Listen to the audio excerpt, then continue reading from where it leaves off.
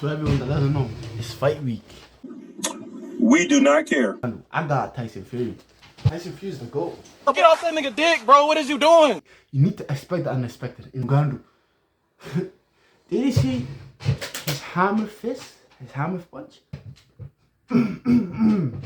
Yes, Mario, like, donkey experience beats everything. I don't care if you got like 20, 30 years on it. Ngannou, like, he started fighting like, let's say 10 years ago.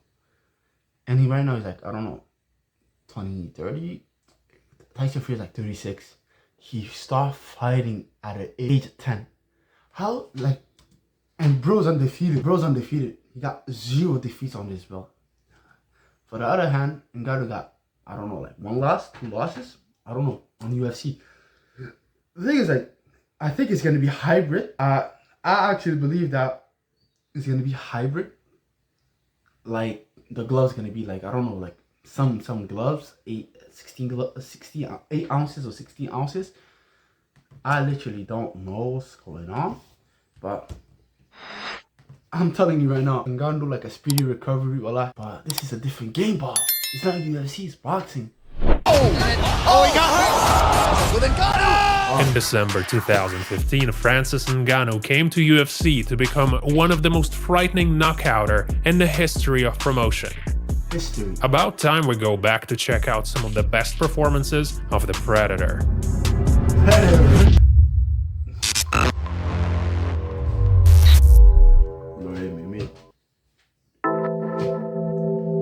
Early on in his career, Francis had a fight in France.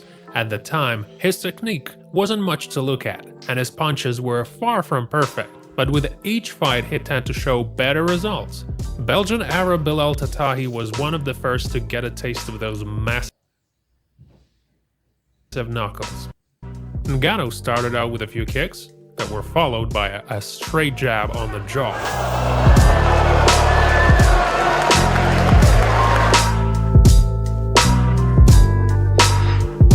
Francis's abnormal power could be sensed from afar. Poor Tatahi could barely walk after the fight was over. Francis received $2,000 for that fight, and he came to realize that there was a place for him in MMA. Yep. In December 2015, Francis had his UFC debut. With a record of 5-1 and a weird funny haircut, he was ready to fight the 22-year-old Luis Enrique. At the time, Enrique won 6 times and his grappling skills were off the hook. It was his plan from the very start to take down and restrain Francis on canvas, show him what UFC was all about. A few minutes later they got up, but then Enrique tried to do exactly the same thing again. He was so pushy that by the end of the first round, he nearly went to sleep. Already in the second round, Enrique got You can actually see the power that the leader got. Bro got that power on him. very tired. Ngannou sensed that and found a moment to use his advantage by the end of the round. Serious power. Uppercut. After a series of punches that Enrique couldn't block very well, he took that final uppercut that made Predator's first appearance in the UFC very memorable. Third fight for Ngannou, a debut for Bojan Mihajlovic. Having won 10 times in a row prior to that in Europe, the Serbian felt quite confident to take the risk. As it soon turned out, he fell prey to the big African Predator very soon. But not until he ran around the octagon That name is actually outrageous. The African Predator. for a good deal of 5 minutes. When he finally had nowhere to go, he looked like he was finally ready to run away. Mihajlovic, he's getting chased down. Big hammer fist. This could have all over. See it? Down. The red hammer. Ngannou chased him down with a series of mighty punches and then finally hammered poor fella right down to the floor.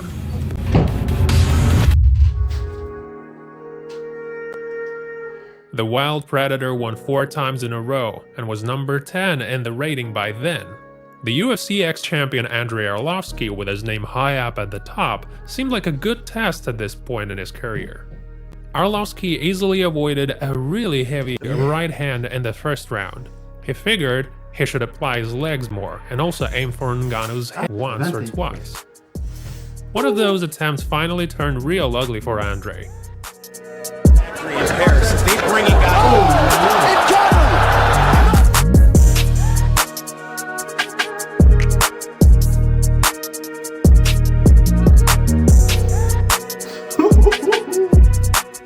They are floating. That brilliant KO brought Ngannou a substantial bonus, and from that moment on, he was allowed to fight the top players. I would have been afraid too a lot. The fight against ex-champion Cain Velasquez surely is a memorable one in Ngannou's career. Millions of fans all over the world were eager to see and hoping for Velasquez's great return after almost 3 years. The media highlighted the fight as the best heavyweight cardio against the most ruthless punch. Unfortunately for Velasquez, his excellent cardio didn't give him much advantage over the abundance of might that Predator had in that fight. But in terms of his body, he's never felt more confident in it. Oh, he got hurt! That's it! That's Ngannou it! closes the show! Oh my goodness gracious!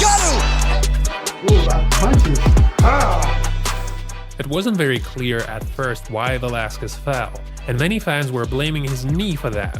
But then everyone saw that the actual reason was Ngannou's classic heavy uppercut. The ex-heavyweight king went down screaming as Ngannou closed the show with a hard hammer punch.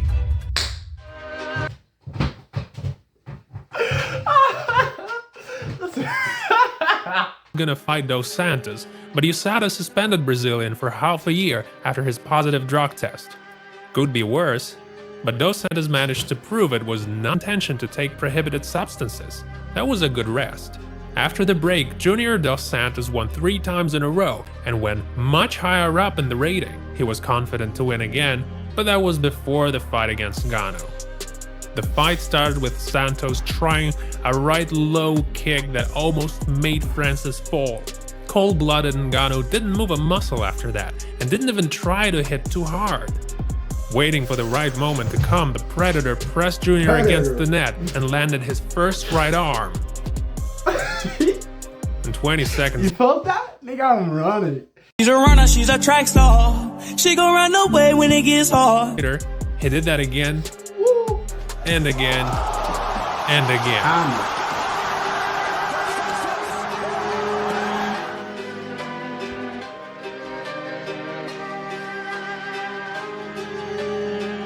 An unlucky overhand left Brazilian unprotected. The Predator took his chance and didn't leave one for Santos. The talk about fighters being scared of the Predator spread even more. It's been 2.5 years. If you think he's not gonna beat him. Years since Francis fought Curtis Blades.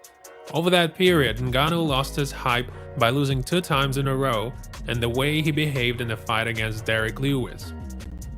By this time, Blades won 6 fights, one after another, was 3rd in the rating and everyone's favorite at the start of the fight. Right away, Curtis tried to take down Francis, but the latter only fixed himself in the center and was now waiting for Curtis to make a mistake. And fair enough, there it was. Go! Go! Over the top with him! Oh, this is bad news! That right hand is Seems like that strike was supposed to be the end of the fight, but the ref decided to give Blades another chance. A chance to get beat up even more.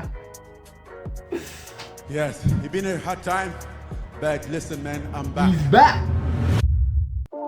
John Jones is back in the smoke. After another series of victories, Ngannou was once again in the game, striving for the champion's belt. Only because of Cormier versus Miocic situation, he was bound to either wait for the top fight or otherwise fight lower rating class fighters. And so he skipped an entire year and ultimately agreed to fight Rosenstrike. Jorginho Rosenstrike was mostly known as a ruthless kickboxer with over 60 knockouts behind his back. Coming to MMA, he continued the tradition with 9 clean KOs out of 10 fights. Seems like he was hoping to surprise Predator with a little something. But as the wind blew, Ngannou's deathly windmill didn't leave a single chance for the renowned knockouter. It's over. Rosen strike is out. Ngannou. I don't know what Dana White said it. That was the hardest punch. That punch was equivalent like getting hit by a car. Cry. Well, I would have cried. I like Georgie. I would have done. I like Georgie. Wallahi, I would have crying. The fight has become a great example of the fact that sole power can sometimes beat timing, speed, and technique. Another bonus for Ngannou and a chance to claim the title. Bro can actually... It's been 3 years after his first fight with Miocic. Since then, Ngannou moved to US. He gathered a new team, won 4 more fights in a row, and now had a second chance to win the belt. A lot of things happened in Stipe's life as well, one of which was that he finally finished their epic trilogy with Cormier. There were a lot of predictions prior to the big fight, but no one was expecting anything of the sort that actually happened. People were saying that their fight was still fresh in Ngannou's memory. Nobody wanted to take the risk at the start. Although as usual, the Predator took his favorite spot in the middle of the cage and started to attack from there. You can tell.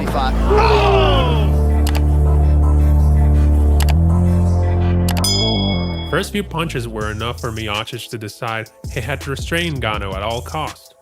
At some point, Francis felt so comfortable he even landed a deliberate high kick. Stipe's high hopes were that Francis will soon get tired, but that never happened. On the contrary, he missed Ngannou's left hand and a few seconds later was knocked down. He stood back up, but only to pay the price of yet another mistake he made.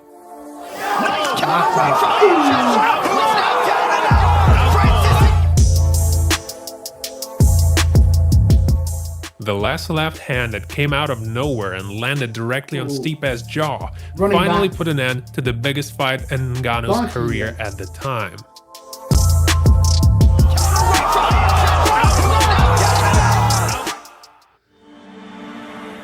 Victory over Andrei Arlovski gave Francis even more confidence. From there on in, a lot of people wanted to see the Predator chase down Alistair Overeem. The Dutch won 6 out of 7 fights, only losing to Stipe Miocic. He was #1 in the rating, so the stakes were high. A couple of weeks before the fight, Ngannou set the official new record for the hardest punch in the world, having clocked a striking power of 129,000 units. Soon after the fight began, everyone had a chance to see what actually happens to power cubes when they get replaced by people like Alistair Overeem. Maynard's phone to try to get a matchup with Ngannou. Goes the win! Francis Ngannou has arrived! Crazy left uppercut followed by finishing strike. The best knockout of the year. The KO so heavy that Overeem seemed to have experienced something akin to clonic seizure.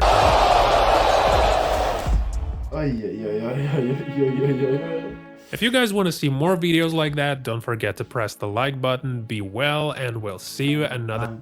I'm taking it back. Who's gonna win? I actually don't know who's gonna win. Because I'm with Tyson, but Ngannou, he can actually beat the odds. Long punch.